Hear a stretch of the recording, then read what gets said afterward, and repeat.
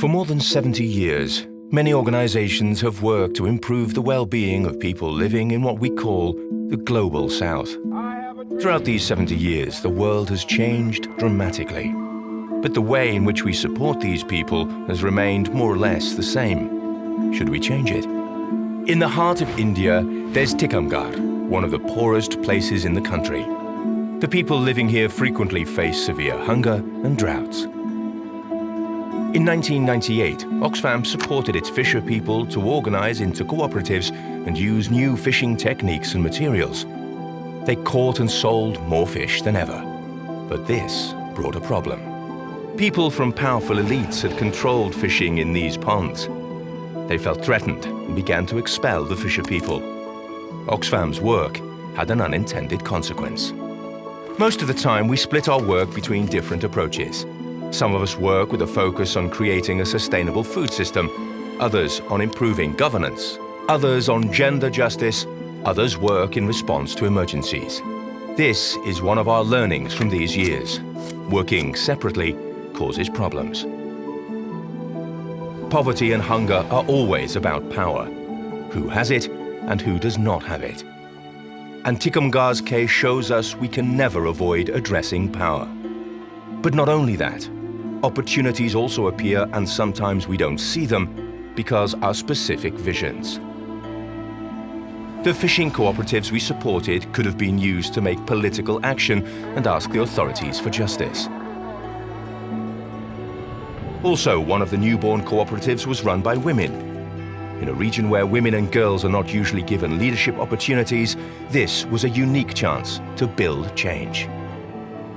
After all that, there was a long 3-year drought in Tikamgarh, and the conflict increased. And again, this had an unexpected effect. It made things happen. The fisher people, men and women, used their cooperatives to put pressure on the government. They gained legal protection and the lease of many of the ponds that they use now not only to fish, but also for vegetable cultivation during the dry months. Instead of weakening the community, the long drought increased self-organization and leadership. Long-standing social and gender-based power structures began to change. They now have higher levels of income and more economic development. The fisher people had not recovered from the long drought. To recover would mean to return to the same state of vulnerability. No, they came out of the crisis stronger, better prepared for new crises, and with less chance of reverting back to poverty, powerlessness, or hunger. This was another important learning. In every crisis, the deep-rooted causes of poverty and inequality become more evident, creating additional problems, but also opportunities where people can move from poverty to power. Each crisis holds transformative opportunities at all levels. We must learn to identify and work with them. But that can only be made if we put together our different approaches. All of them fit together in what we call resilient development.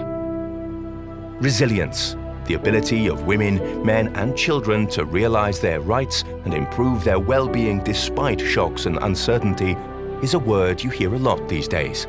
It's unsurprising. The world of today is the world of climate change, the largest system of humanitarian, environmental and political crises we've ever experienced. Crises such as sea level rises or droughts mean refugees, poverty, increase in gender inequality.